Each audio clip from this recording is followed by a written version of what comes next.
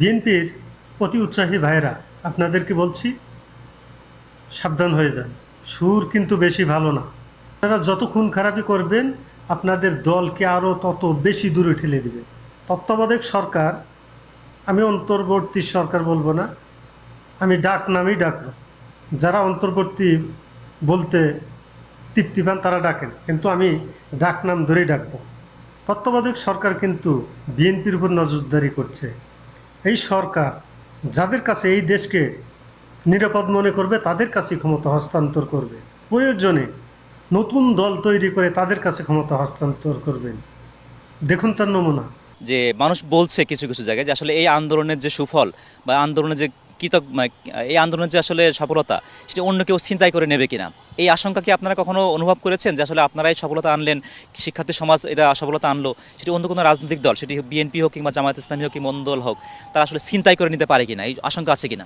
দেখুন, আমার মনে হয় যে এক্ষেত্রে সবচেয়ে গুরুত্বপূর্ণ দুটি স্টেক হোল্ডার হচ্ছে যারা আন্দোলনকারী ছিল এবং আরেকটি অর্থাৎ যারা সমন্বয় করেছে এই পুরো বিষয়টি।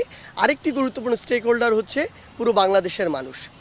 এই দুটি স্টেক হোল্ডার যদি চায় যে বাংলাদেশে এই যে আন্দোলন হয়েছে, এই যে স্বৈরাচারের পতন হয়েছে, এটির সুফলটি নষ্ট হতে দিবে না, আবার নতুন কোনো স্বৈরাচারের হাতে দিবে না, এই আন্দোলনে বেহাত হতে দিবে না, তাহলে এটি বেহাত করা সম্ভব নয়।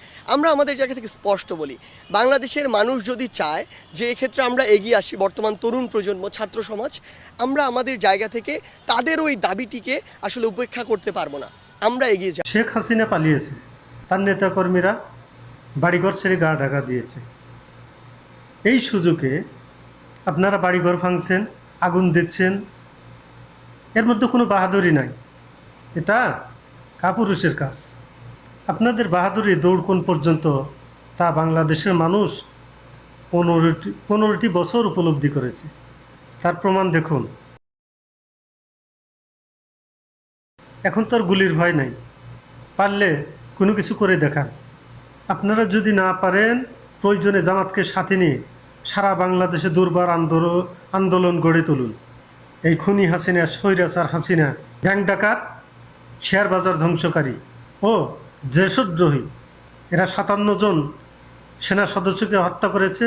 এরা বাংলাদেশের মানুষের বুকে গুলি চালিয়েছে। আওয়ামী লীগকে নিষিদ্ধ করতে হবে, ছাত্রলীগকে নিষিদ্ধ করতে হবে, এদের নিবন্ধন বাতিল করতে হবে। এই স্লোগানে মুখরিত করে তত্ত্বাবধায়ক সরকারের কান পর্যন্ত পৌঁছাইতে হবে এবং যতক্ষণ পর্যন্ত দাবি আদায় না হবে ততক্ষণ পর্যন্ত মাঠে অবস্থান করতে হবে। এটি যদি করতে পারেন তাহলে ছাত্ররা আমাদের যে স্বাধীনতা এনে দিয়েছে আমরা তার সুফল ভোগ করতে পারব। ইয়া আল্লাহ, মাকসালামা।